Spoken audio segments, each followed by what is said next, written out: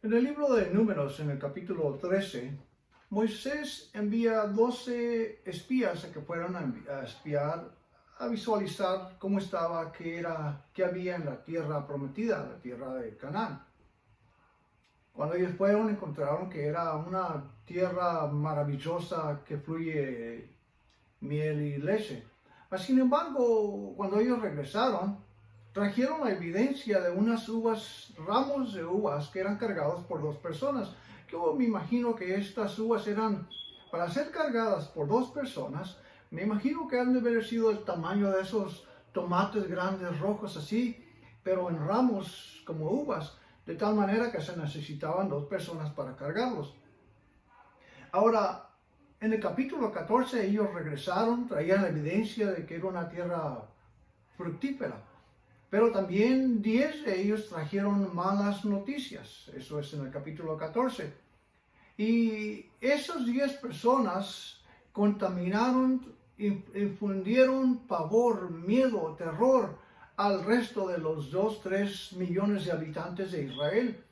De tal manera que el pueblo ya no quiso ir a tomar la promesa que Dios les había dado, ya que estaba llena de gigantes. Y nos dice la Biblia, por supuesto, Goliat, casi de 10 pies de alto. Se habla de un rey, el rey Og, de su cámara de 14 pies de alto o de grande. Encontramos hoy, se han descubierto esqueletos en esa región de hasta 27 pies de altura. Así es de que imaginándonos la evidencia de lo que ellos habían visto allá y las malas noticias que ellos traían, por supuesto ellos dijeron, hey, nosotros somos como insectos a un lado de ellos. Era el concepto del hombre cuando te enfocas en algo que te va a atemorizar, que te da terror, siempre te vas a sentir pequeñito. Pero cuando te estás cubierto bajo la sangre de Jesús, bajo la sombra y al abrigo del Omnipotente, nos estamos enfocando al poderoso de Israel, al campeón de campeones. Y dos de ellos, que era Josué y Caleb, regresaron con buenas noticias.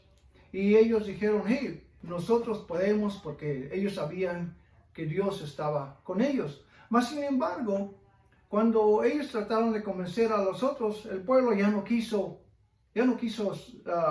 oír lo positivo, las noticias positivas, buenas de Josué y Caleb.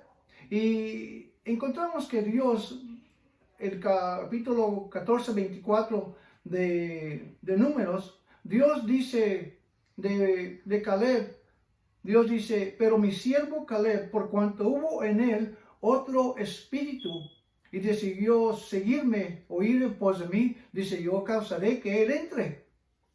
Dios mismo dice de Caleb, mi siervo, en él hay otro espíritu diferente al espíritu de aquellos que estaban atemorizados. También encontramos que en Daniel, en el capítulo 6, en el verso 3, cuando se describe acerca de Daniel, dicen de él, en Daniel había un espíritu superior y excelente. Por supuesto, para que en nosotros haga un cambio, nuestro espíritu tiene que ser renovado. Por eso es que Jesús dijo que era menester nacer de nuevo. En el griego la palabra es nacer de arriba. Y cuando aceptamos a Jesús como nuestro Señor, nuestro Salvador, entonces llegamos a ser parte de su equipo, de su familia.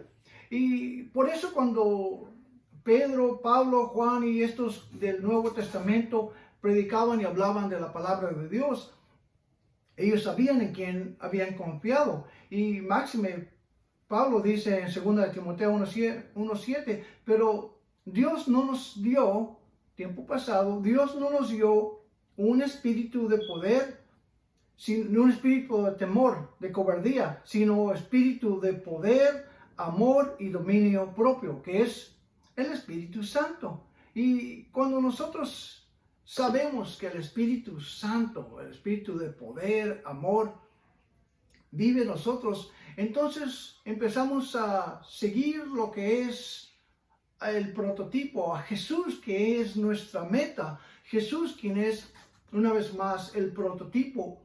Todo lo que Él hace, dijo Jesús, los que en mí creen, lo que yo hago, ellos también lo harán. Y aún cosas mayores porque voy al Padre. Y por eso envió al Espíritu Santo. De Caleb se dice, en él había otro espíritu. De Daniel se dice que en él había espíritu excelente. Y nosotros podemos decir, de acuerdo a la palabra de Dios, de acuerdo a San Juan 14:16, Jesús dijo, yo rogaré al Padre, Él les enviará otro consolador. Cuando dice la palabra, utiliza la palabra otro, se está refiriendo a otro de la misma categoría o en la misma clase, que se refiere al Espíritu Santo, que es uno con el Padre, el Hijo y el Espíritu Santo. Y el Señor Jesús dice, para que Él esté con nosotros para siempre. El verso 17 del capítulo 16 dice, es el Espíritu Santo, el Espíritu de verdad. Y el verso 26 lo identifica diciendo, Él es el Consolador, el Espíritu Santo. Cuando Jesús estaba aquí en el mundo, Él representaba al Padre. Se fue, aún está sentado a la diestra del Padre, y nosotros nos quedamos aquí para representar a Dios, representar al Hijo, siendo movidos por el Espíritu Santo. Cuando el mundo está en crisis, querido oyente, tú y yo estamos en Cristo. No estamos en crisis, tú y yo estamos en Cristo. El mundo está en crisis. El mundo puede vivir en temor, puede estar en confusión, puede vivir en una manera en tinieblas, mas tú y yo estamos en Cristo Jesús. Cuando seguimos la potente y gloriosa palabra de Dios, es la palabra viva, la palabra de Dios está firme, incambiable en el cielo. Cuando Dios habla, Él promete. Y así como el pueblo de Israel tuvo que ir a tomar las promesas, la tierra prometida que Dios le había dado a ellos, cuando llegaron estaba infestada de gigantes, llena de gigantes. Tú y yo, para tomar las promesas de Dios, tenemos que ir con el Espíritu Santo e ir a tomar lo que Dios ya te prometió. Y el enemigo va a tratar de infundir temor, miedo, confusión, para que nos enfoquemos en otra cosa en lugar de enfocarnos en aquel quien ha hecho la promesa, aquel que selló su pacto, sus palabras con la preciosa sangre que derramó en la cruz del Calvario.